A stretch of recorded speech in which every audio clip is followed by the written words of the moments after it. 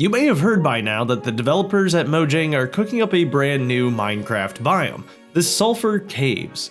It's not part of the game yet, but it'll be releasing sometime later this year. There's a lot that still remains a mystery about this Minecraft update, but I just couldn't wait to try creating this biome in Lego bricks. So hey, what are we waiting for? Let's get to building. To start with, this build is going to be 32 by 16 studs, or half of an in-game Minecraft chunk. You can see here in the base already that I've incorporated some ores and one of the new blocks, sulfur. It's made with regular yellow plates and some tan pips to add some texture. The tan also just helps to give the block a slightly more muted overall tone. The other essential new block being added as part of this cave biome is cinnabar, which I'll be representing using Lego's dark red color. I want to keep the texture clean so that the build doesn't become too messy. Plus, it'll contrast really nicely with the sulfur this way too. The definitive feature of this biome is the toxic sulfur pools that you'll find scattered throughout these caves. So I definitely want to start my build by laying out a couple of those. In game, it appears they are completely surrounded by the sulfur block, which eventually blends out into cinnabar and stone. Sitting in these pools is going to give you a nausea effect, and there's also a visual bubbling that happens on the surface. Most importantly though, I really want to capture the greenish hue you're seeing out of these pools. And to do that, I'm going to use a pretty fun technique, using multiple different transparent colors to get that perfect shade of greenish blue. It's going to start with a layer of 2x2 trans green bricks, which is an element commonly found in Minecraft sets. They use these for tree leaves. And in fact, of the 32 sets this element has been included in, 18 are Minecraft. And then eventually we're gonna put this trans light blue on the sides and on the top. And it should really give that perfect middle ground between the green and the blue that we want. But I'm gonna save that tiling for a bit later because I'm going to be adding another pool just a bit higher up. So let's lay down some of the terrain. There's nothing too special going on here. This is just going to be a pretty solid mixture of stone, sulfur, and cinnabar, and I'll remember to sprinkle in some ores when I can. This was a really early look at the biome after all, so I'm really curious to see if any of the textures or the actual generation of this biome changes as we get more snapshots for the Chaos Cubed update. For now though, from what I can tell, this borrows a lot of elements from both the Lush Caves and the Dripstone Caves, so I'm going to be using those as a bit of inspiration here too. Here's that second toxic pool up above. It's fun to get some height variation within even a small module like this. I think it just makes this world a lot more believable and interesting to look at too. I'm gonna leave some open studs on the surface of the water, and it's here that we'll eventually add in some bubbles. It appears that there's going to be an additional block beneath the surface of the water called potent sulfur, which is actually producing the bubbles and the nausea effect for these pools. Since you won't be able to see it in the Lego build anyway, no need to come up with a design for it. It would probably just be a pure yellow block, maybe with some bright light yellow mixed in. I do really like the bubble animation that they've got going on in game, and I'm gonna try to capture that energy as best as I can in the static form of Lego bricks.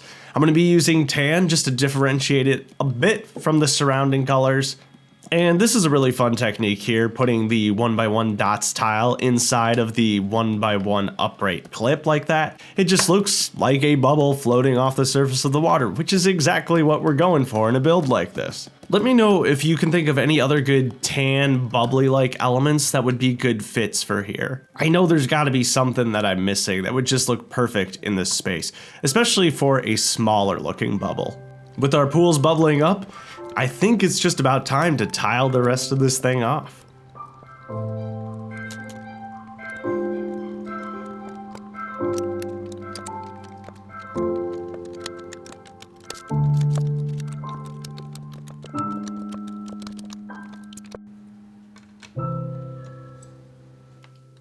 The last block that seems to be a really important part of these biomes is going to be glow lichen. Compared to what we've seen up till now in the game, glow lichen seems to spawn much more frequently within the sulfur caves. So I'm going to try to add as much of it as I possibly can. It's just a super simple design, 1x1 sand green tiles. It might be fun to also use some other dots tiles for these.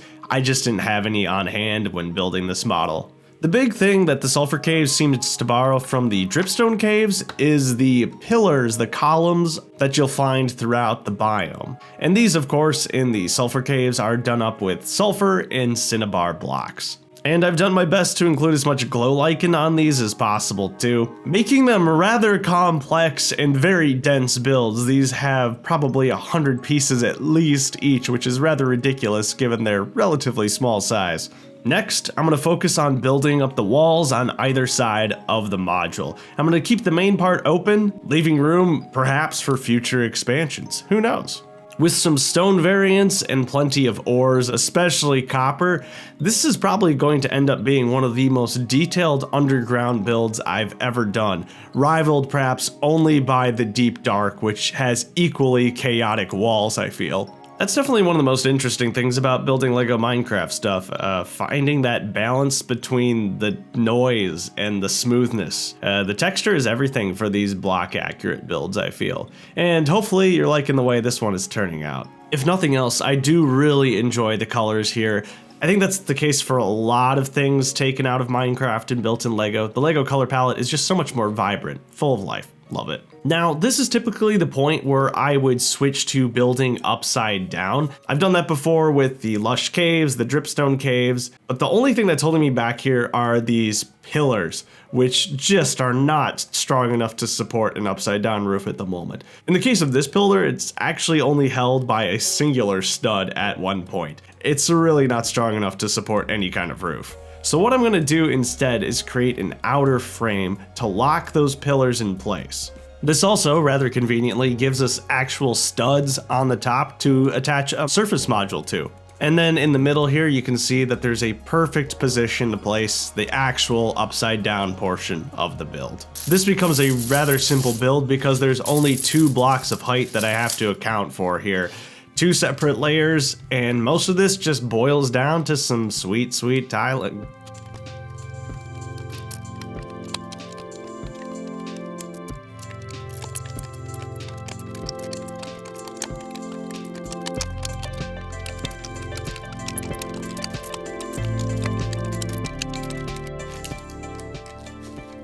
The completed subassembly slides snugly into place very satisfyingly.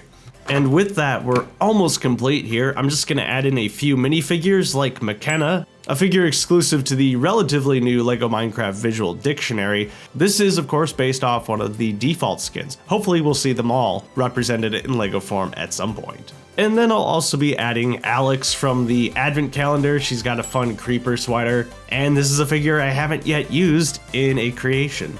Last but not least, I have to add the brand new Sulfur Cube, another upcoming addition for the Chaos Cubed update. Given the complexity of this mob's design and its functionality, I'm very curious to see how LEGO will one day do this. But for now, I'm making it out of bright light yellow and tan in a 3x3 cube. It's a bit oversized, but I think this was the only way to convincingly portray the eyes. But yeah. There you go. That's my early take on the unreleased Sulfur Cave biome. I'm very curious to see where Mojang goes with this in the future, and perhaps I'm even more excited to see what LEGO will eventually do with it, assuming that one day, probably years down the road, they will create some sort of set based around this content. I can't even begin to imagine what they're going to do for the Sulfur Cube. Will it just be a printed player head like they've done for slimes in the past? And if so, what color will they choose? Or will they do something brick built and find a way to actually make the Sulfur Cube absorb blocks as is its functionality in the game? Only time will tell. But anyway, thank you as always for watching. We'll be back next week with a new episode of the Savannah Village series. And until then, have yourself a fantastic life.